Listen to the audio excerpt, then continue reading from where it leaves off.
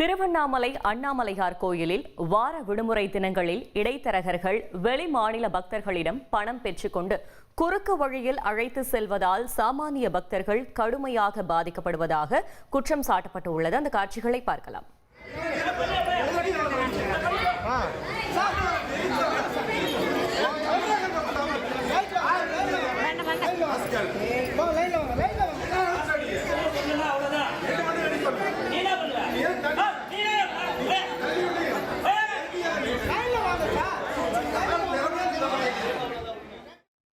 கூடுதல் விவரங்களை செய்தியாளர் குரு தண்டபாணி வழங்க கேட்கலாம். குரு தண்டபாணி, வணக்கம். இந்த சம்பவம் தொடர்பான முழு தகவல்களை சொல்லுங்க. திருவண்ணாமலை அண்ணாமலையார் கோயிலில் வார விடுமுறை நாட்களில் பார்த்தீர்கள் என்றால் வெளி மாவட்டம் மற்றும் வெளி மாநிலங்களைச் சேர்ந்த பக்தர்கள் அதிக அளவு சாமி தரிசனம் செய்யும் ஒரு நிலை ஏற்பட்டுள்ளது. குறிப்பாக அனுதினமும் ஒரு ஆயிரக்கணக்கான பக்தர்கள் வருகிறார்கள் என்றால் வார விடுமுறை நாட்களில் பல்லாயிரக்கணக்கான பக்தர்கள் வருகிறார்கள். குறிப்பாக ஆந்திரா, தெலுங்கானா, கர்நாடகா பகுதிகளிலிருந்து அதிக அளவு பக்தர்கள் திருவண்ணாமலைக்கு வருகிறார்கள்.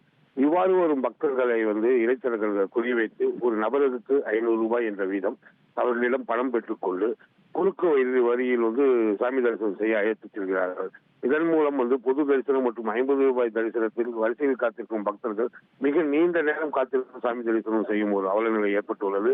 மேலும் இது போன்ற இடைத்தரகர்களை கோவில் நிர்வாகமோ மாவட்ட நிர்வாகமோ இந்து அறநிலையத்துறையோ தடுக்காத நிலை உள்ளதால் பக்தர்கள் மிகவும் அழைத்து வருகிறார்கள்.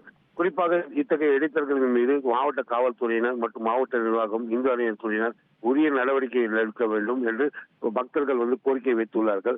இது போன்ற சம்பவங்களால் பக்தர்கள் இடையே பல்வேறு காலகட்டத்தில் மோதல்கள் உருவாகி உள்ளது. ஆகவே இத்தகைய சம்பவங்களை தடுக்கும் விதமாக இடைத்தரகர்களை கண்டறிந்து அவர்களை கோவில் பகுதியில் இருந்து அகற்ற வேண்டும் என்பதே பக்தர்கள் மற்றும் பொதுமக்களின் கோரிக்கையாக உள்ளது.